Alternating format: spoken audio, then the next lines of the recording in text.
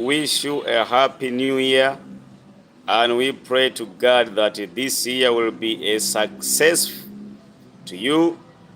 And if you have started this year maybe with some challenges, we are praying to you that God will help you to go through and come out of these challenges as a champion, as a winner. If you are sick or you are facing a health challenge, also we praying for you that get well soon. So you're welcome again in this live. Here we discuss some different issues that are affecting Africans, and sometimes we discuss issues on a global stage. But today we want again to discuss about African football.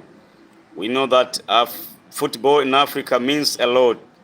Millions of Africans love football, and as Afcon is going on in Morocco, so we want to discuss this matter, that is there a fair treatment for both African teams? And when we say African teams, I mean blacks and Arabs. Do black teams in Africa receive a fair treatment as our fellow Arabs from North Africa? So we want to discuss this. And before we move on, I want to clarify that we are not against anyone. We are not against any race.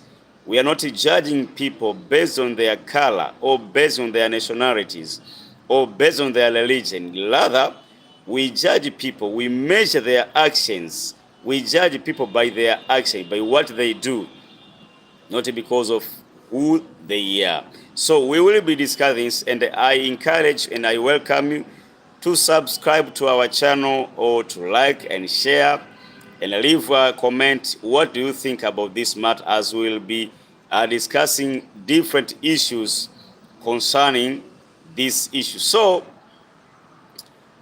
as we are going to start, as we did earlier, and we are sorry for my fans, those who were watching me, and we ended it abruptly because the electricity, we encountered the electricity problems here, so you could not see me. So we are back again, and we will look upon a different issue that we tackled them earlier.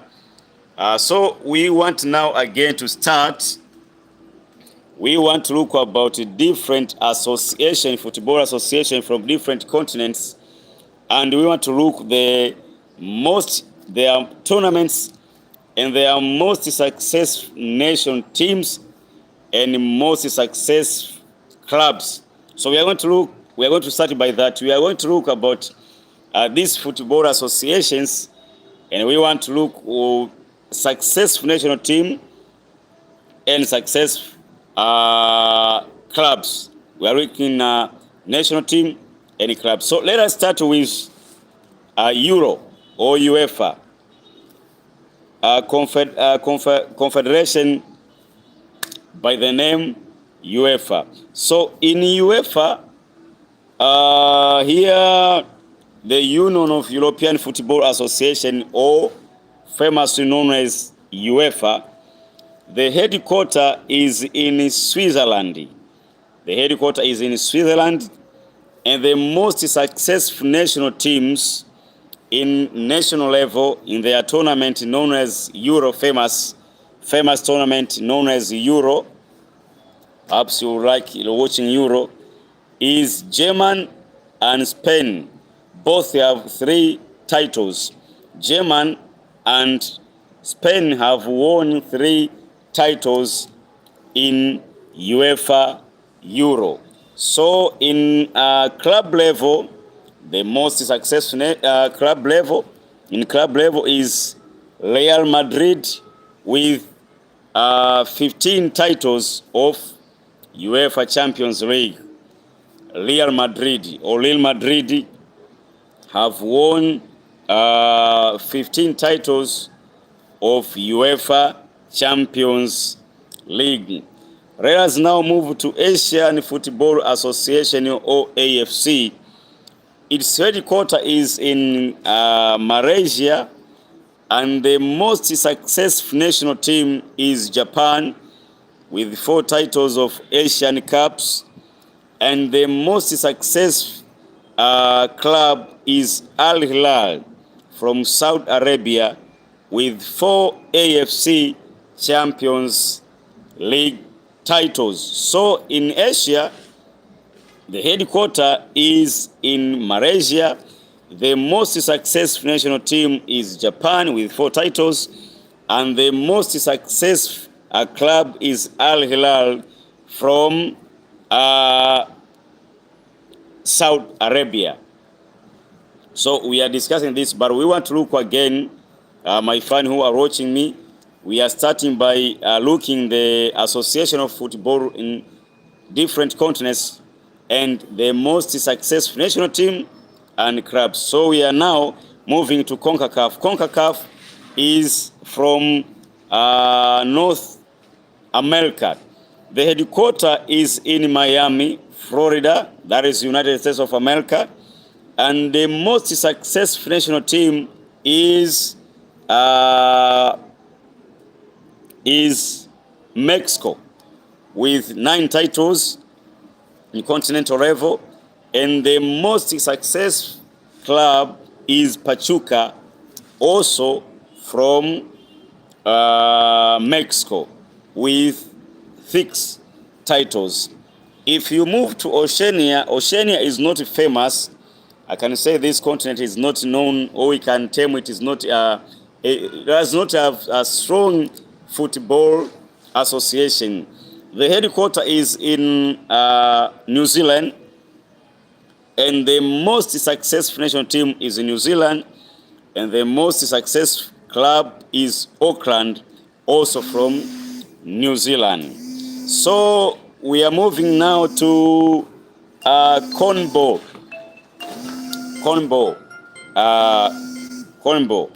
That is from South America. The headquarters is in Paraguay. The headquarters of Confederación Sudamericana de Football, or CONMEBOL. I don't know if I pronounce that well, but know that it is from South America. The headquarters is in Paraguay. The most successful national team is Argentina, and the most successful club is Club Atletico Independiente and Boca Junior from Argentina. So we move now to CAF here in Africa, our football association. The Football Association of Africa is in Egypt, Cairo, Egypt, and the most successful national team is Egypt, with 7 titles of Afcon, or Africa Cup of Nations. The most successful club is Al Ahly, also from Egypt, with I think 12 titles of CAF Champions League. So here in Africa, the most successful national team is Egypt. The headquarters is in Egypt, and the most successful club is in Egypt, and that is Al Ahly. So what we want to discuss here, we don't mean that because the headquarters of Football Association is in a certain nation, that nation should not win most titles. That is what we are not saying.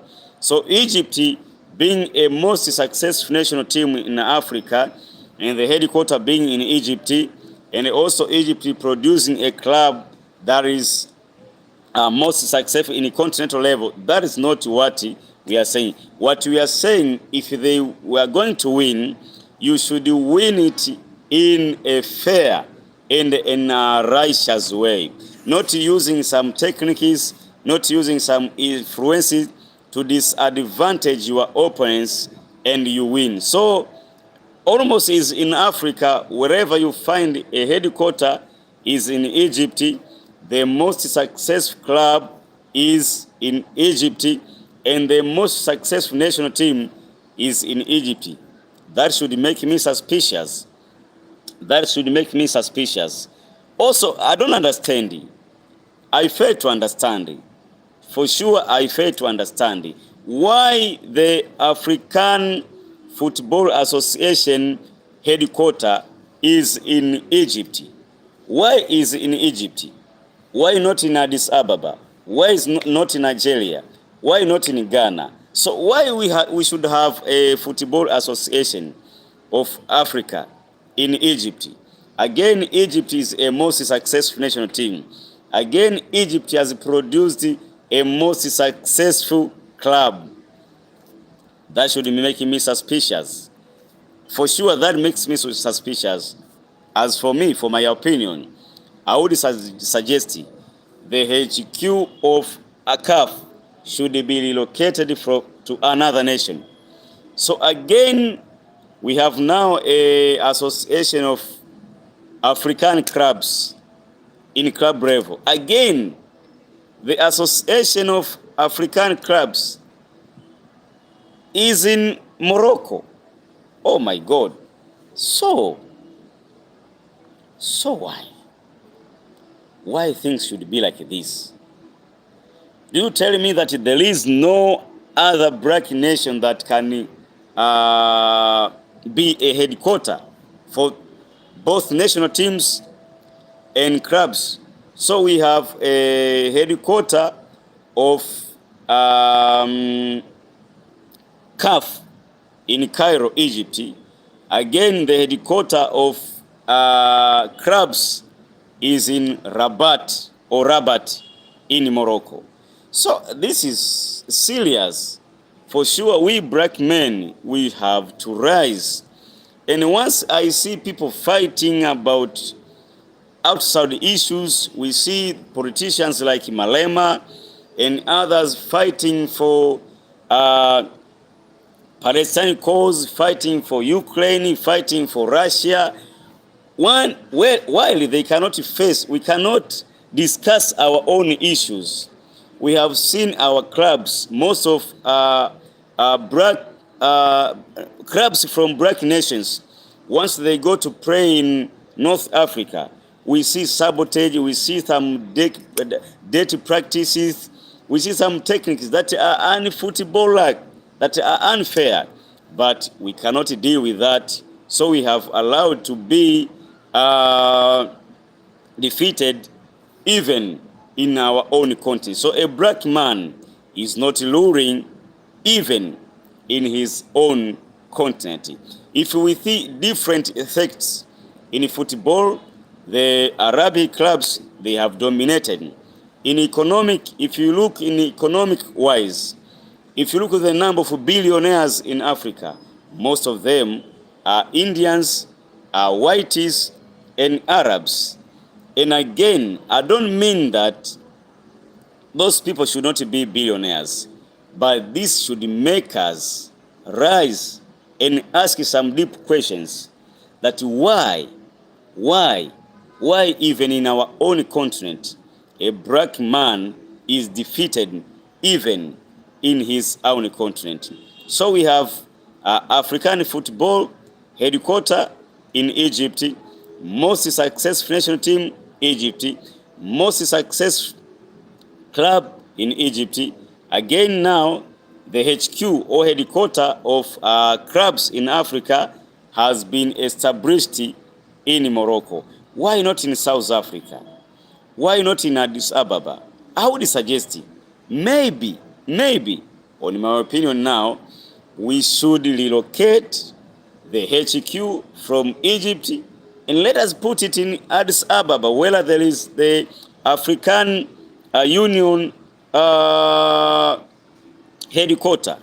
So why are we mistreated even in our own continent?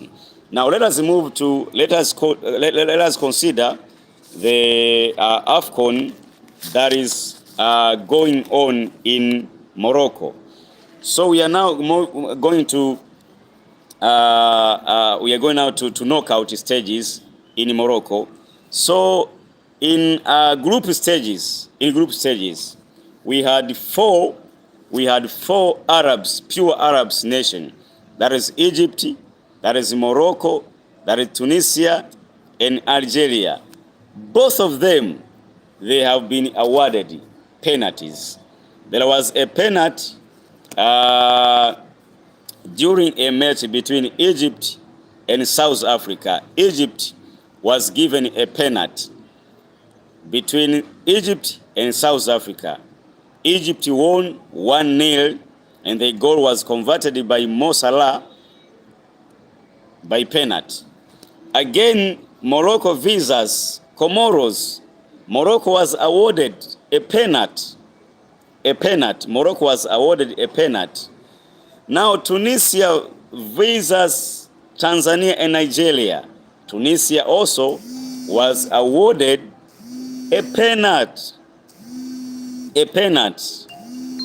Moving to Algeria versus Burkina Faso. Again, Algeria was awarded a penalty.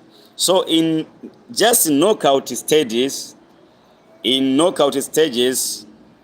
four Arab nations have been awarded a penalty. Egypt versus Nigeria, South Africa was awarded a penalty. Morocco versus Comoros was awarded a penalty. Tunisia versus Tanzania and Nigeria, Tunisia was awarded a penalty. Algeria versus Burkina Faso, Algeria was awarded a penalty. So in this African tournament, or Afcon 2025, that has been that's underway in Morocco, four Arab teams, both of them have been awarded a penalty. That also should make me suspicious. Why penalties always should be awarded to Arab nations? And I don't mean that because they are Arab nation, they should not be given penalties. No, that is not what I am saying, but this makes me suspicious. Why penalties to Arab nations? Egypt given a penalty, Morocco given a penalty, Tunisia given a penalty, Algeria given a penalty. My dear black men from other places in Africa, we should not hate them, but what we want a fair competition in Africa. And we want those who go against football rules and regulation, they should be punished based on the regulations and the rules that has been set. Let there be a fair ground, and let us all pray, and who wins has won, and those who fail, let them fail. That's why most Arab nations, once we go to World Cup, despite Morocco, their spectacular performance in 2022 Qatar tournament, but most clubs, most nations, teams of Arabs, they don't perform well in a global stage. But once they come in Africa level, it seems that they perform well. But sometimes they don't perform in a fair way. So once I see some black men fighting outside, blaming Europeans, blaming racism in far away in European football, blaming racism in Asia, there is racism here in Africa. Here in Africa, there is racism. I can dare to say that Arabs or Arabic teams and national teams and clubs, sometimes they get favored. They get some privilege. Or sometimes they use some evil techniques to win those titles. What we want is fair competition. Let us all play football. And who deserve to win, let them win. Not favor some people. Why all Arabic teams have been awarded penalties? and we are now going to knockout stages. Maybe we will witness more. We will see more.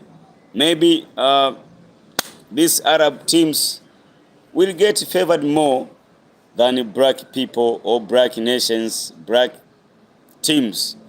Perhaps we hope that.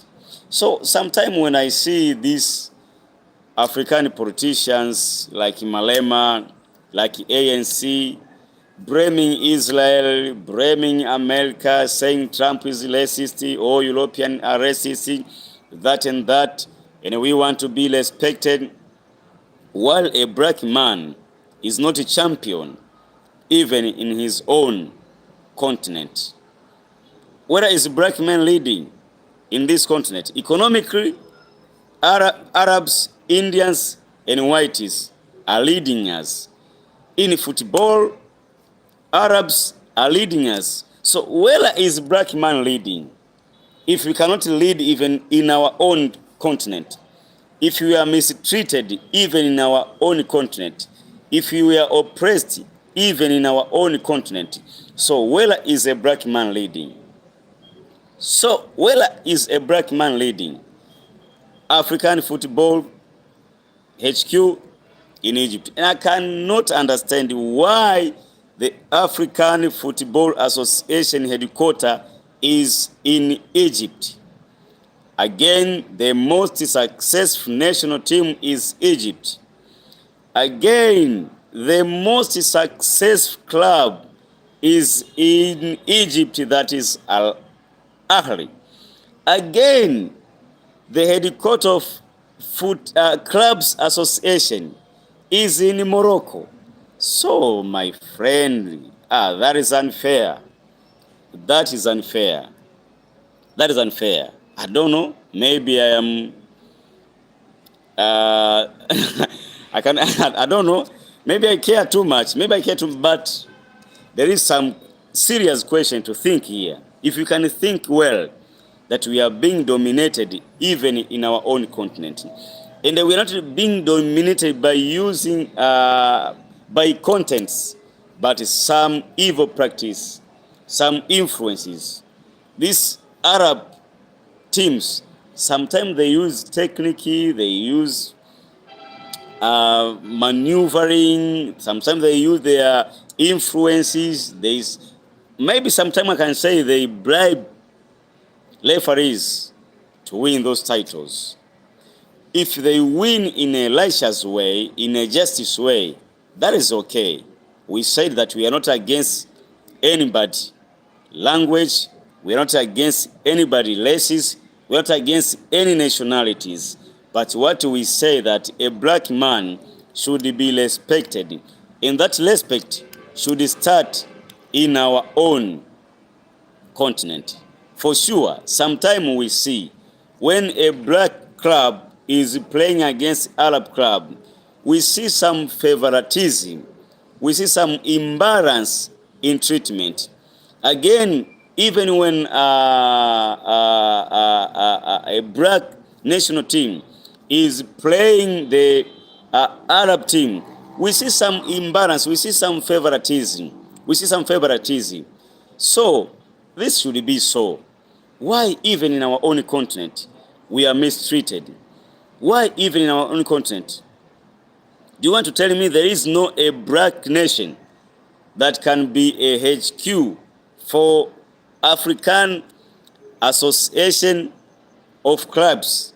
So we have pressed the Association of Clubs in Rabat, Morocco. Again, the headquarters of the whole now CAF, the Football Association of Africa, is in Egypt. Do you see that is fair? And that's why sometimes I look my fellow black men trying to fight problems that are very far there, that we care about the Palestine cause, that we care about Russia, we care about nations that are very far, while here in Africa, we are being mistreated. We are not leading. We are not even leading in most areas, in businesses, Arabs, whites, and the Indians are leading in many businesses, almost in every nation. Look, the most richest people in your own nation, wherever you're watching me from. Thank God for Dangote and us richest black men in Nigeria. But look in South Africa, the whiteys. Look in most areas, those billionaires are whiteys, are Indians, are Arabs. And don't misunderstand me again, I said. I am not a racist. I am not against anyone being rich in our own continent.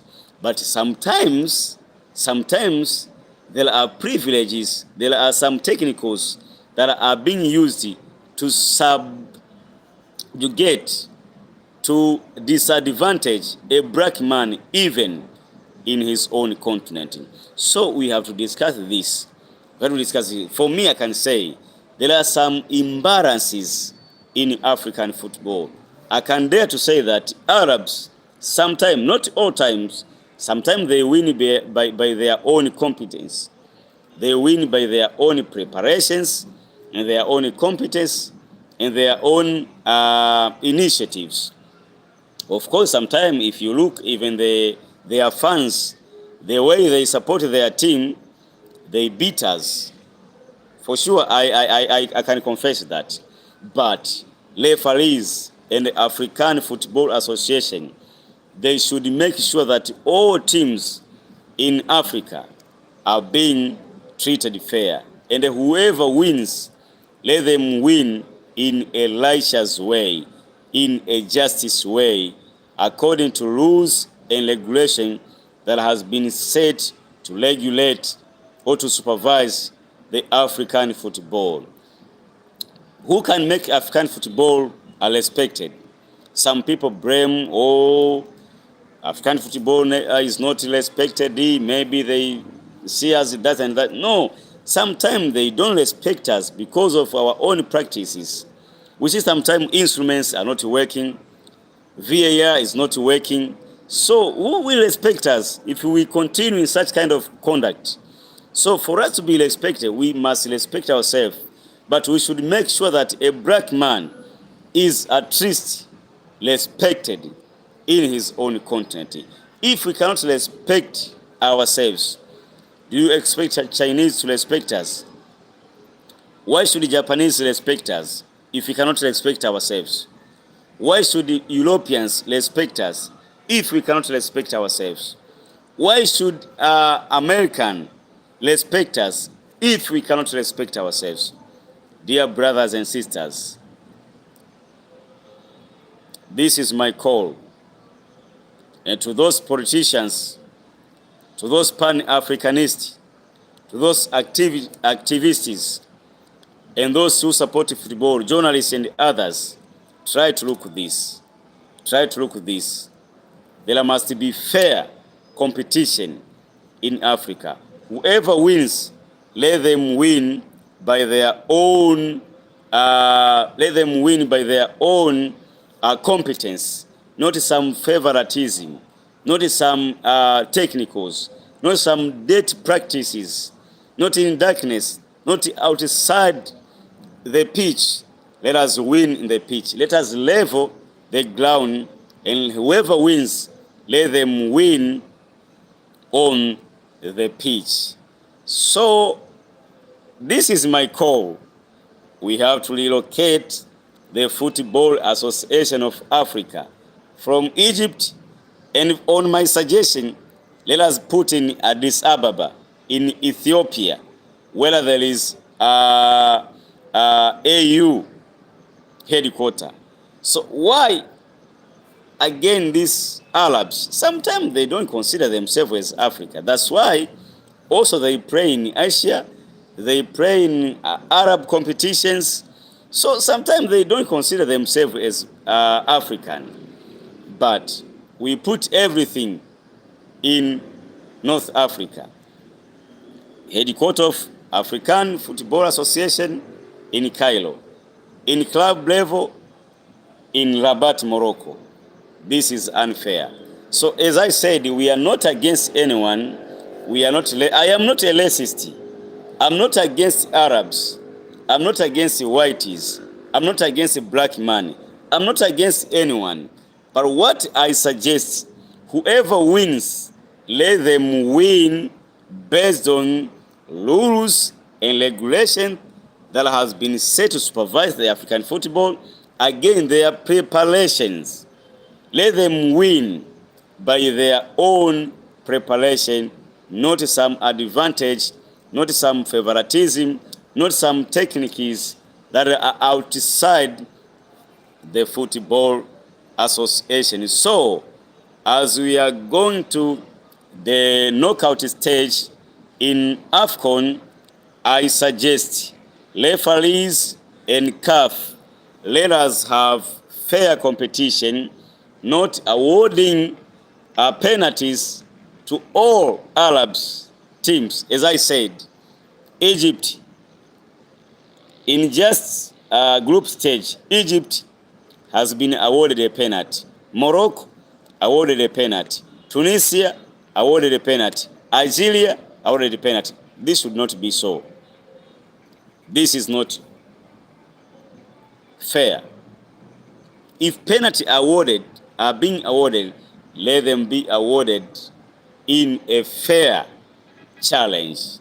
Not some technicals and you feel pit off because they are Arabs, you give them penalty. That's not true. That should not be so. If we continue like this, a black man will continue being slave even in his own continent. If we continue like this, and I'm not favoring people because of their color, I'm not saying that black men should be treated in a special way because they are black. No. Let us have a fair ground. Let us all play football. If it is business, let us do business in a fair competition, a fair ground. I am not a racist. I insist again. I emphasize again and again because some people may interpret this, maybe we are against Arabs. No, we are not against anyone. We are not against any nationalities. But let there be fair competition, fair treatment, and fair judgment. Let everyone play football. Whoever wins, let them win based on their own preparation and their own competence, not some techniques, not some favoritism, not some imbalances, favoring a certain team because maybe they are Arabs or they are so and so. What I say, don't favor a black man because he is a black man. Don't favor a white because he is a white. Don't favor an Arab because he is Arab. No. Let there be a fair ground and let us all play football, and whoever wins, let them win. As I close up, this is my call. This is my call. I want also to make you think and discuss that in Africa,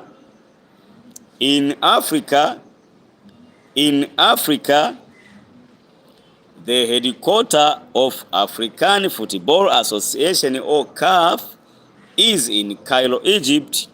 Again, the most successful national team is Egypt, and the most successful club is Al Ahly, also from Egypt.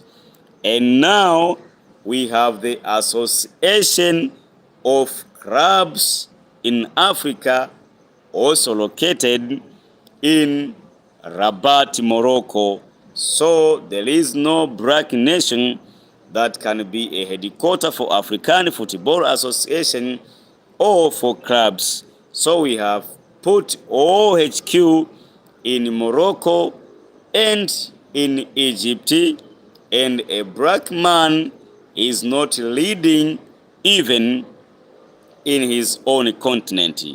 In businesses, as I said, Indians, Arabs, and whites are leading us. Again in football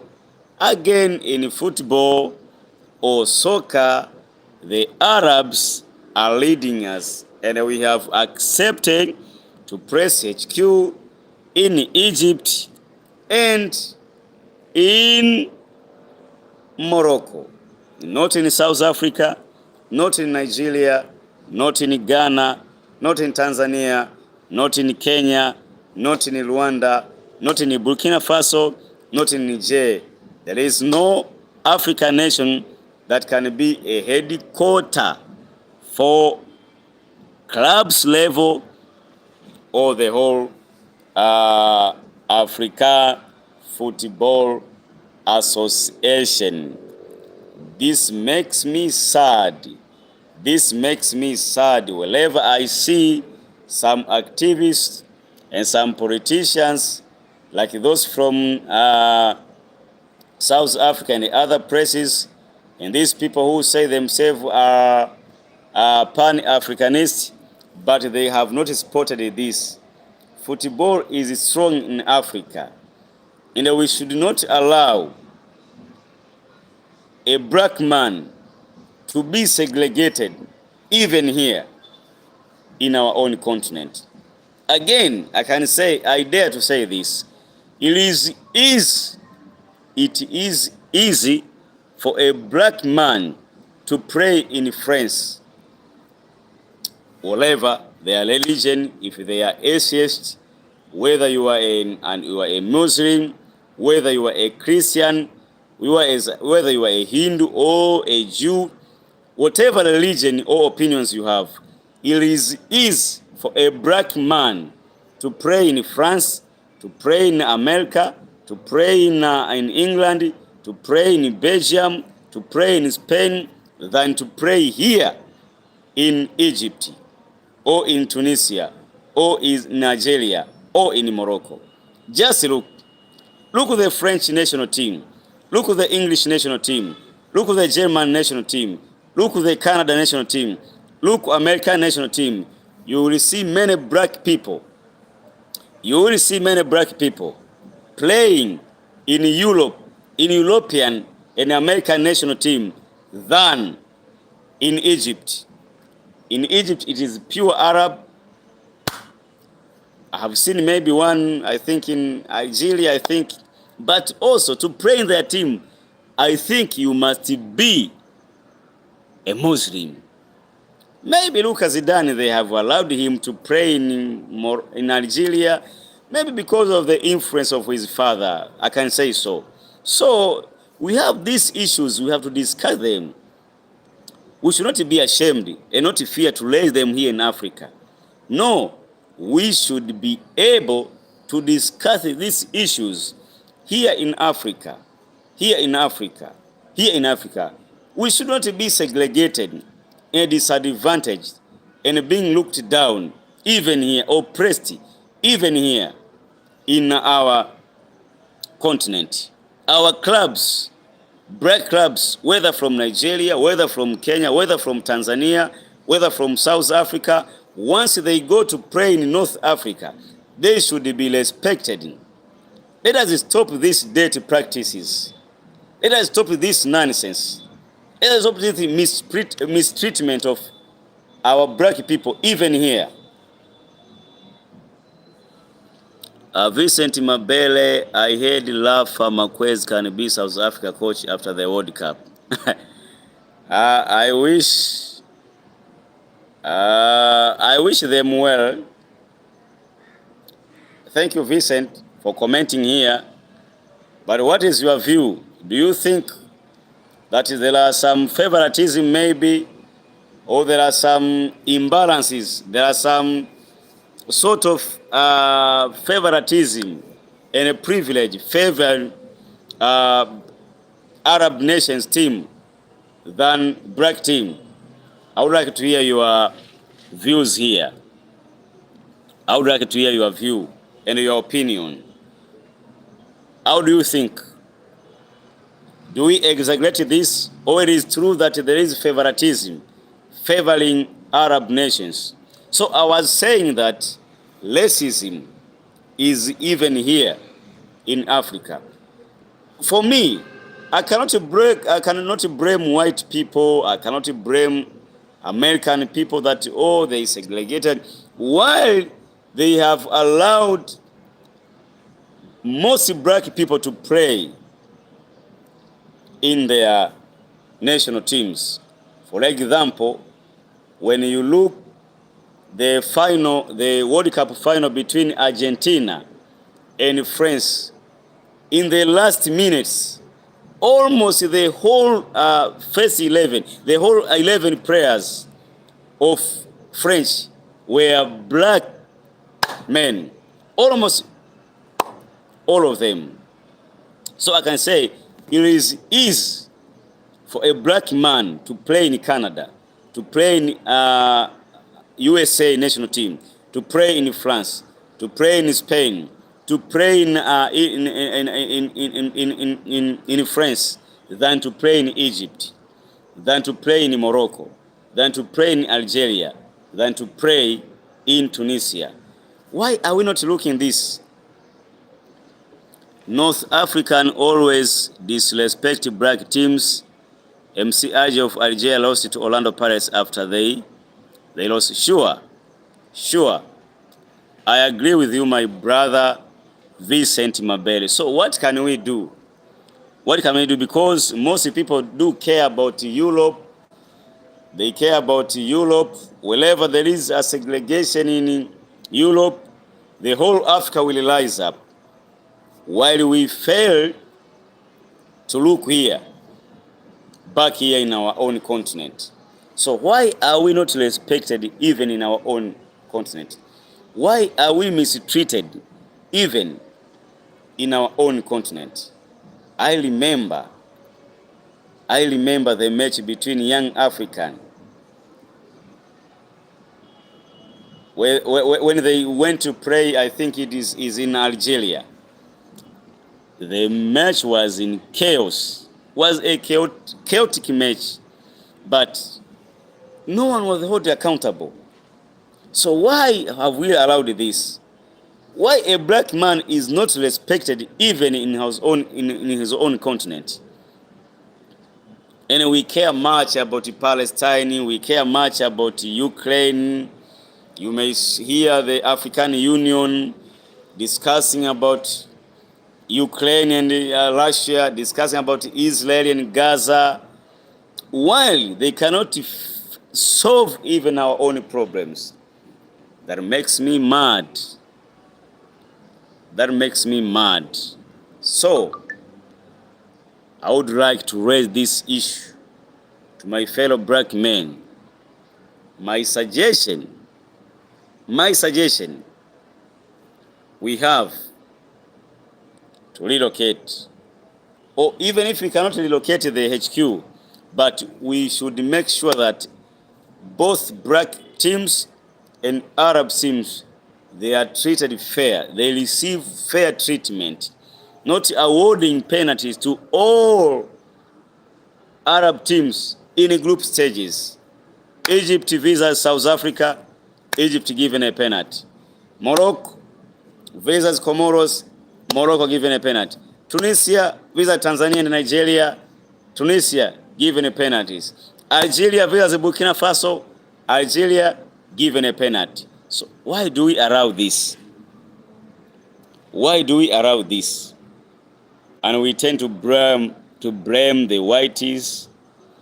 If we cannot respect ourselves, if we accept to be disrespected even in our own continent, I wonder, a powerful nation like South Africa, why can't you raise these issues? If really the ANC, and maybe you can say that we are not allowed to mix politics and sport. No, but we can use our influences to tell the CAF that this is unfair. This is unfair. So my brothers, thank you for following me. And by that we end up here. We are wishing all the national teams that have qualified in our knockout stages in the Afcon. And our call is all the referees and CAF make sure that who wins in a proper way, in a justice way, in a righteous way, according to laws and regulations that are guiding the African football, not awarding penalties to Algeria, to Morocco, to Tunisia, and Egypt, both Arab teams. Referees, be ashamed, be at least ashamed. Let us end up here. So God bless you. We'll meet again tomorrow. Maybe tomorrow we're going to discuss again about other issues concerning our African continent. We want a respect for a black man to start here in our own continent. Don't expect that a black man will be respected in Europe, in America, or Asia if we cannot be respected even here in our own continent. Let the respect of a black man just start from here before we wish other people from other parts of the world to respect us. Let a black man lead his own continent. Why our football should be led by Arabs? Why they consider sometimes they don't consider themselves as African. That's why you see them praying in Asia and praying in Africa.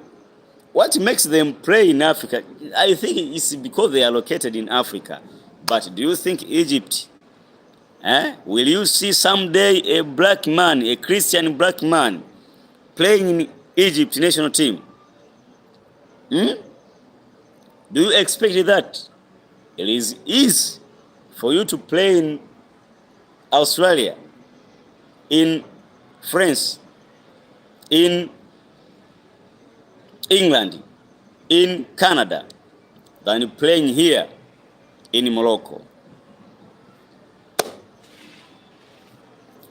Just discuss that. And goodbye. Happy New Year again. We'll see you tomorrow again. Thank you.